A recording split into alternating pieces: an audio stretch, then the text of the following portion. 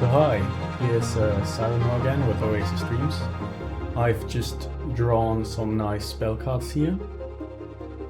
So the collection of not just completely the same looking cards is slowly growing. It does become somewhat slowly recognizable, and now let's just have a fun little game. I'll just be playing both players obviously, but just so you can see how the game's supposed to be played, how at this stage of development the process looks, how the game looks.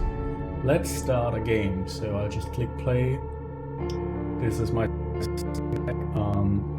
obviously there's like decks for every combination of the 4 base elements right now, but I'll just start with blue-green versus red-yellow, or water and plant against fire and cloud, or fire and air.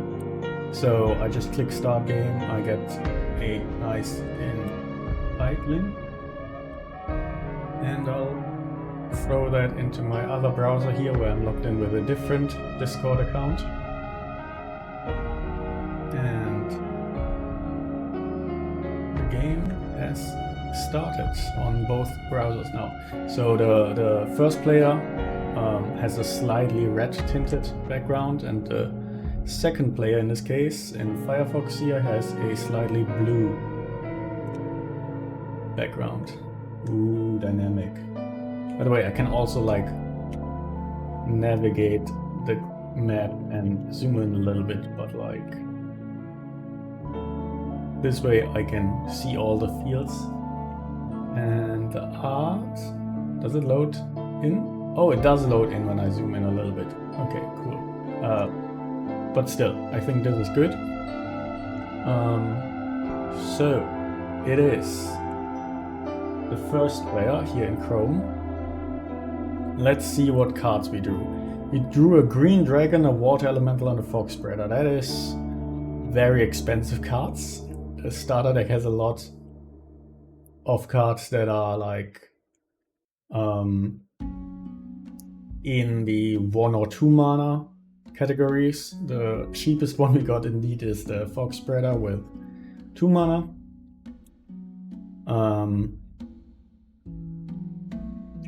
That is a bit unfortunate, but what we're going to do is we are going to march forward and try to get some elements from the center of the map. And then I'm feeling we're probably not having the early power to defend the center. So we will try to get some elements here and then retreat to the back. So I will now pass the turn. Go to player 2. Player 2, what do we have? We have a Phoenix, we have the oncoming Storm, which is the big top-end Wrath of Nature creature that is supposed to end the game. Phoenix with 4 mana, also very expensive, so War here, War Eagle, flying fast. Can actually do something really cool here right now, which is move forward. I hit end turn by 3. That was obviously not intended. So let's just quickly go into the debug menu. No, let's not do that. Let's instead pass through the turn, and then everyone will have an extra card. Yeah, we ignore. No. So yeah, here are the actions that everyone can take in a turn. I will just pass back through to the player 2's turn, and then I will try to keep my fingers off the hotkeys and click here instead and commentate more what we're doing. So what I intended to do actually, before I passed through the turn and made everyone have an extra card was to use Channel Universal here on the Cloud Hex, on the yellow one. That will draw a Cloud Orb out of the Hex and turn the Hex itself into a Wasteland. And then this one I can use to play my cards and pay for the mana cost here. So in order to pay the cost of one sea or one cloud, I need one Cloud Orb next to my Dream Shaper in order to pay the cost. And then when I summon this War Eagle here, this orb will be sacrificed to pay for the spell manifestation cost. Right, so this is what I wanted to do last turn, summon the War Eagle, and now I will end the turn. Let's pretend we're in round 2 now. And now what you can see here is the creatures all have initiative. And if we can look here, the Dream Shapers have the lowest initiative with 1. All the orbs have the initiative of 2.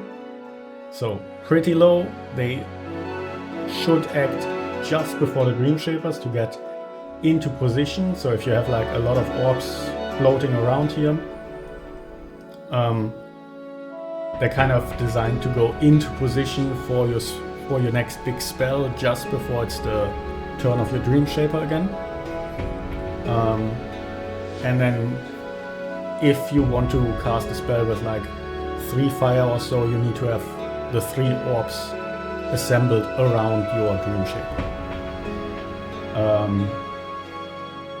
That's why they kind of go second to last in a round.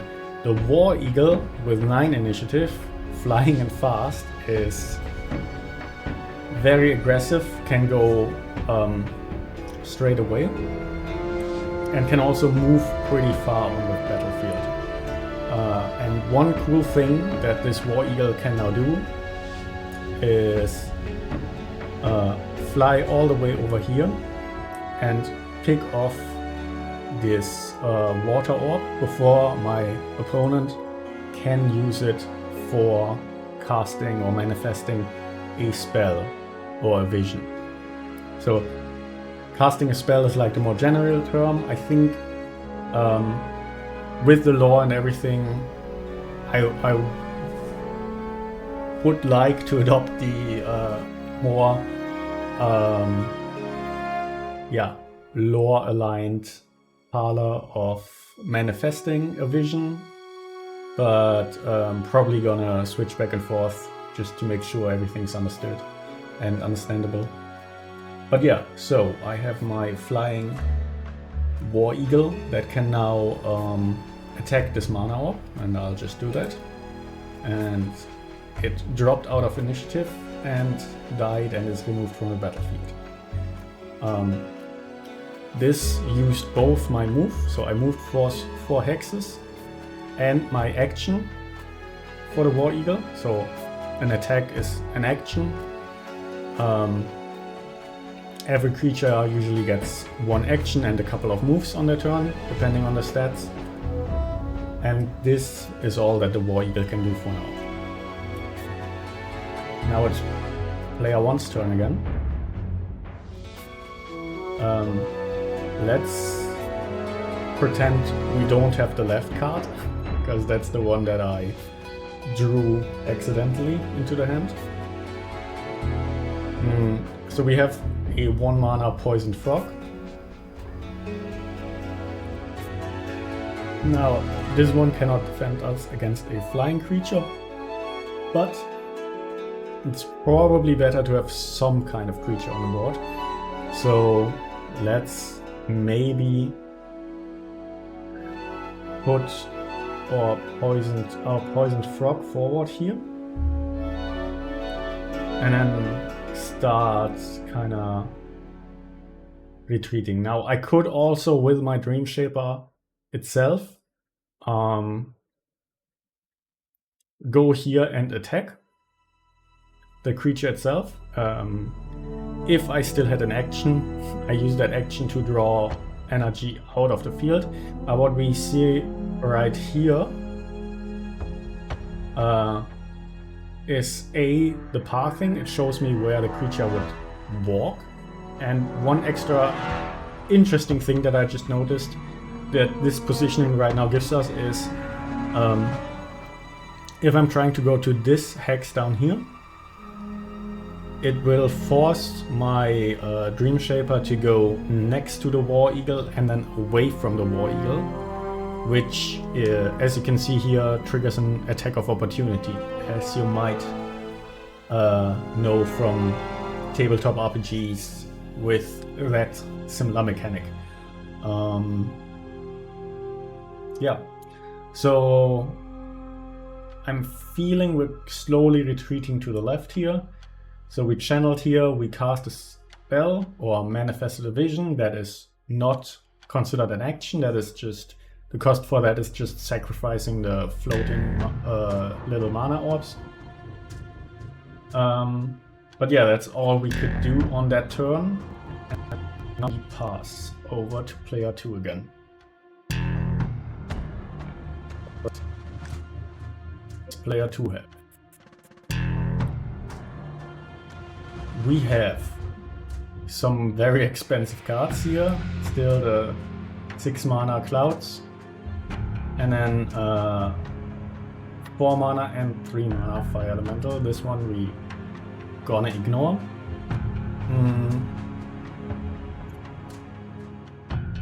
So I do want to get to a Fire Elemental because it's a very strong both and at the same time also an economy card. It helps us draw further out of the field. Also, instead of attacking, channel a Flame Hex and turn it into a mana orb and use its action that way. So that's pretty cool in both for fighting and I'm going to try to withdraw a little bit from the Poisoned Frog and try maybe like get 3 hexes. Maybe just the one behind me, and then I will walk down here. And my turn. I said I didn't want to use hotkeys anymore, but I did. So, one cool thing about the War Eagle, flying, it can path over other creatures, and it also, unless the other creature is flying as well or has reach, so it doesn't take opportunities here. Now I'm kind of tempted because, as you can see here, it has 2 attack and 1 strength. Health does not the course of the fight, it just keeps being wounded forever. So here I'm just kind of tempted to either just trade by attacking one of them and just causing a little bit of damage. But I think what I can do and what's actually much cooler is if I position myself here, I can threaten attacks of opportunity on both of them. And so I can kind of nail these 2 into position unless my enemy wants to take further damage. So I'm actually not going to use an action, I'm not going to attack at all, I'm just going to stand here and threaten these 2 creatures. So my enemy will be dissuaded from attacking, from moving away here. And the main reason doing that is because I'm right, this frog will go by mana orb, so I won't get. So in this case, let's see, what do we have here? We have spreader. This would be a ranged creature that is really nice.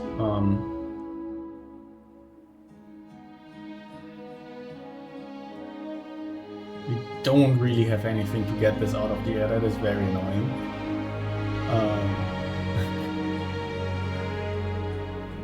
Key to draw flying creatures. I think in the case I will just comply and stay put. And now it's the fire orb again. So if you really notice here, the one big design goal was with this game was in a lot of games I feel like it's a big turn for this player, and then this other player does a 5-minute turn, and then this player does a 5-minute turn. And here I wanted to have like all the creatures really be interspersed in initiative, so it's not like I attack with 15 creatures, what do you do? It's like I make a move on the map, and then someone else moves a creature, and I move maybe 2 creatures, and it's all like just little by little. Anyway, this one is controlled by player 2 again. So we want to get to a fire elemental or a phoenix. So we will move this one back to the edge of the map, so it's hardest to reach, and then concentrate on getting 2 more elementals. So what did we draw as our Dream Shaper? We did not yet. We have a Spring Finder here.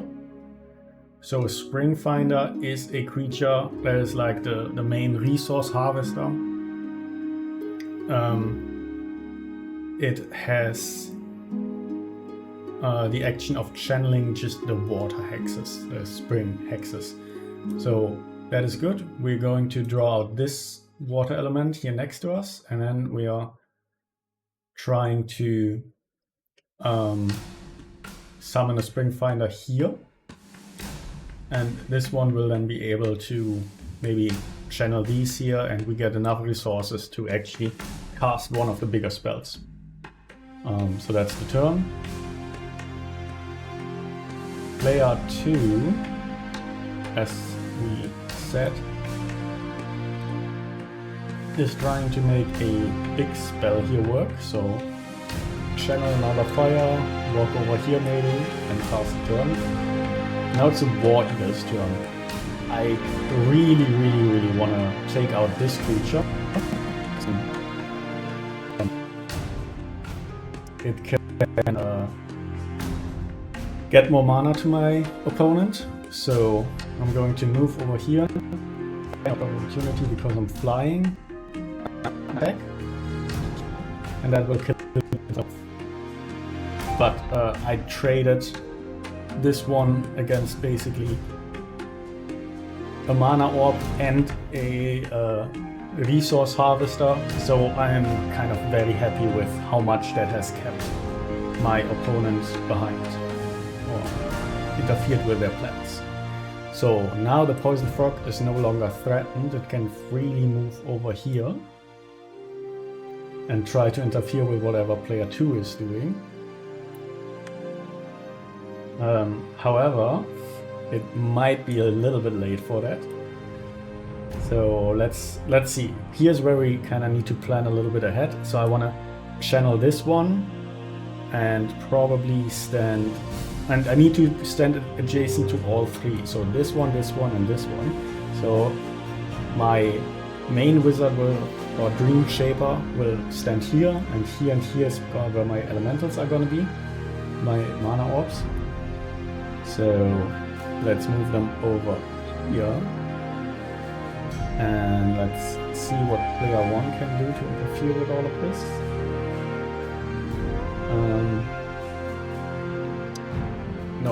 really much. The best thing we can do is collect more water hexes. At this point, I might be almost tempted to like walk in and start fighting with my Dream Shaper, or start channeling the enemy elements away from them, because that is also something you can do. You can just walk over here and claim these elements out of the ground itself, and then hopefully leave the opponent with nothing but wastelands. But for now we will try to just hide away ourselves and make one of the bigger creatures as well. So now it's player 2's Dream Shaper again. We made it to 3 elements. See how they are like all kind of see-through and disabled. Now this one becomes like fully opaque and is ready to cast. And we've put a 9/7 fire elemental that can also make us more mana out of the fire hexes onto the field. That is a pretty good sign for player 2. Gonna just hide behind this elemental a little bit. Last turn, and apparently this all has like a pretty high, the poison high as a war eagle used to have, 9 or something, but it's pretty cool. Let's walk over here. So this poison frog is called poison for a reason. It gets damage from it. The other combatant is immobilized for 1 turn or cannot move, which is not fully implemented yet, but is like pretty high up on the list. The trigger system and the buff system. So, well, the buff and status system is already implemented, but I don't have the trigger from for taking damage yet. But that should come fairly soon. We're going to respect what the card says for now and just not move the fire elemental in the next turn after attacking and taking out the frog. But since the fire elemental can also channel the flame hexes here, it will have something useful to do even after it attacks here and is forced to stay on this hex. So that's pretty cool. So let's do that. And button. And now we have layer 1 again. We're going to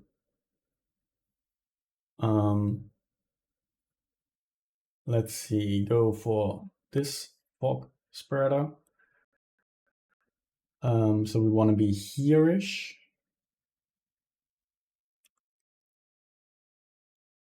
Let's channel that one and cast this spell / manifest this vision. And our fog spreader is graceful, which means it doesn't take attacks of opportunity. So that's pretty cool. And it also has an action to do a ranged attack. It's yeah, can move around pretty well around enemy creatures, and it can also take out or attack enemy creatures from afar. Both of which pretty useful. It also has like this ability to shut down enemy ranged attacks. So that is pretty good. What do we want to do next? Probably collect more water orbs. So I'm gonna go in this direction here maybe and pass turn.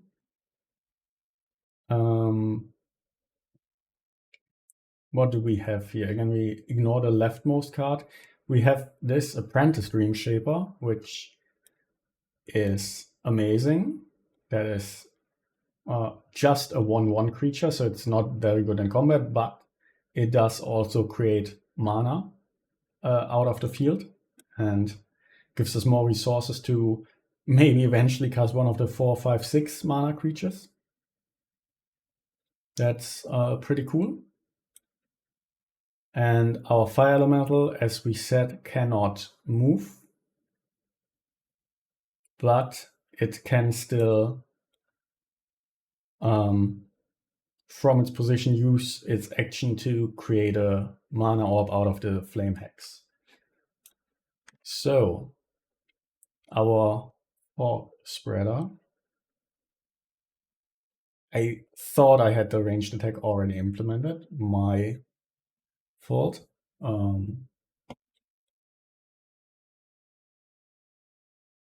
Let's actually look in the code a little bit. Why not?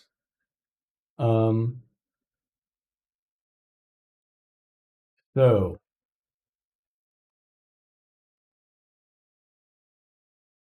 we have an action ranged attack here, and the ability is a placeholder. Let's look at this. We have ranged attacks here implemented.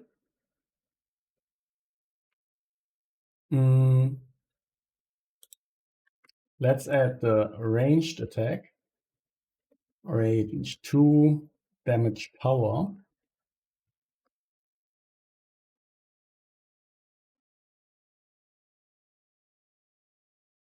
And the target predicate for that would be enemy hex in range 3.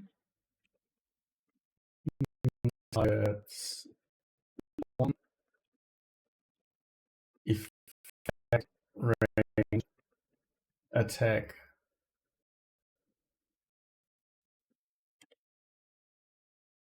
What is ranged attack actually? I already what I wanted to do. Defender. Defender take damage, get active entity current power. Yeah, that is. I think it's already kind of almost implemented.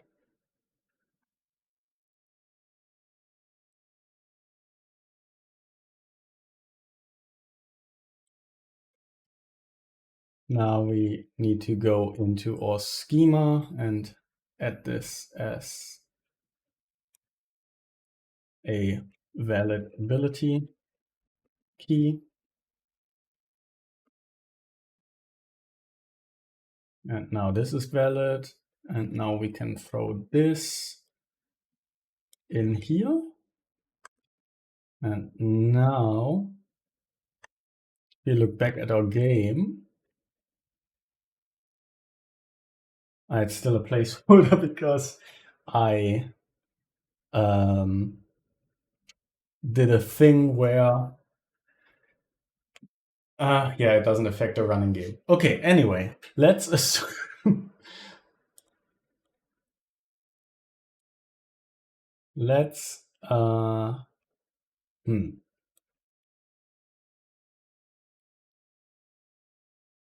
we're going into debug mode.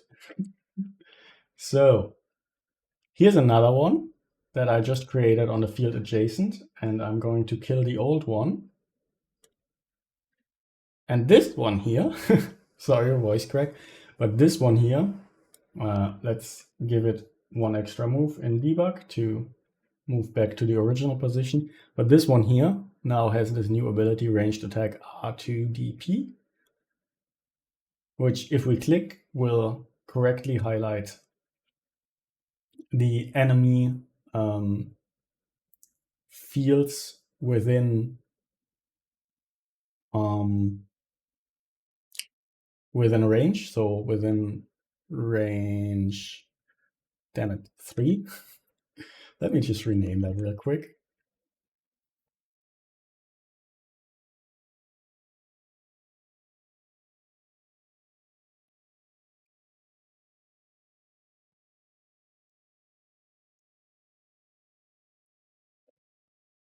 Really powerful attack, honestly. Did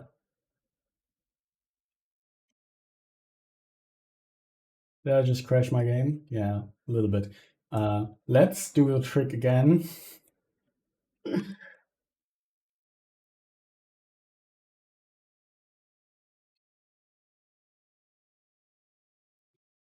We will not change the name right now.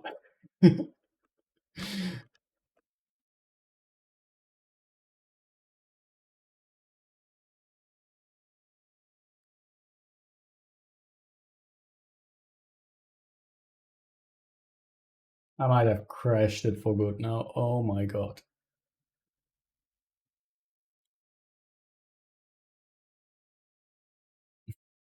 No, there we are. Okay, we're just gonna ignore all of this. And here we are. So I could shoot down this element, this mana orb. I'm kind of more interested in just starting to put damage into this huge elemental while I can. So I'm gonna shoot it for 2 damage. That worked pretty well. And then I'm going to walk out of range. So this one has a 3 movement, so it can go up until here. It can hit my Dream Shaper next turn. That hurts. Ow. But at least I can get this fighter out of the way to maybe fight back. Let's look at our Apprentice Dream Shaper here. What can he do? What are we collecting? We're collecting 5. Correct, he's in fire. I'm using these again, but yeah. Let's create a fire orb here. So we have 2 fire orbs. For Phoenix, we need 4, which is a lot. But I think we can get there next turn.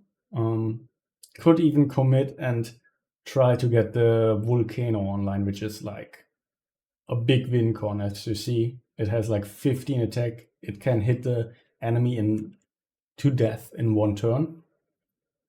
But I need to be kind of like undisturbed to get that off, even in my advantageous position. So I think it's a bit far off. But I'm not against like collecting flames over here and maybe getting to a Phoenix while the enemy is busy.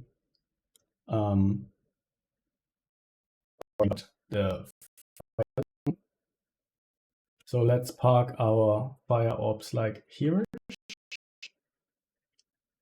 And then this player, what kind of tools do we have here? Could do a water elemental to slow. We have a Ray of Ice here, 3 damage to a creature in range 4. That is not bounty.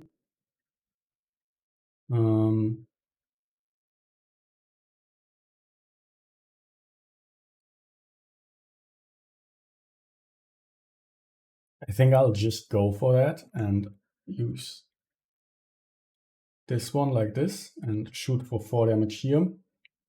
And because I made it slow, not only, which is actually a permanent ailment that you can currently only see in the debug mode, but it actually is applied already. And you will see on the fire elemental's next turn, it cannot actually move more than 2 steps anymore, or 1 step. I don't remember how strong slow is at the moment. So what else do we have? We have just a lot of spring. So maybe let's go here and we channeled already. Why does it do that? Why does the state here not update? Let me refresh the page. Now it's good. Something with the optimistic update and the multiplayer is syncing. So this is actually synced to a server and could potentially be played online, but something with that seemed to have disagreed with between the local state and the synced state. Anyway,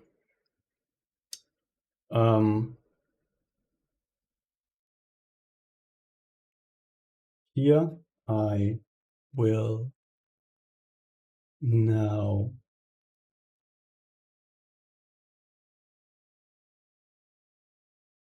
end the turn, and then player 2 really going for the big creatures now.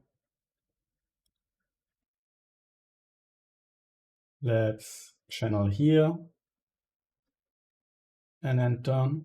And yeah, slowed means it just can only move one step right now, which is not great, but at least it can channel one more flame here. This the controlling side of the water element, kind of nice. And now our fog spreader can walk over here and shoot to kill the big fire elemental. So that's one big threat taken off. However, we can see we have like 4 fire elementals. Well, it's not much to do. That's all player 1 could do. But now player 2 can actually, I think, assemble the 6 mana game finisher. Let me see. I want this one. I want this one. I want no. Might not. No, the positioning is not quite as it needs to be.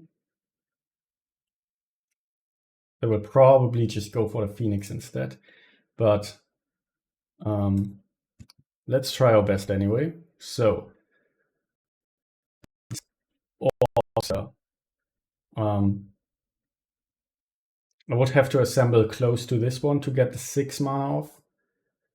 But we can do at least get a 4 mana spell off. It's pretty cool.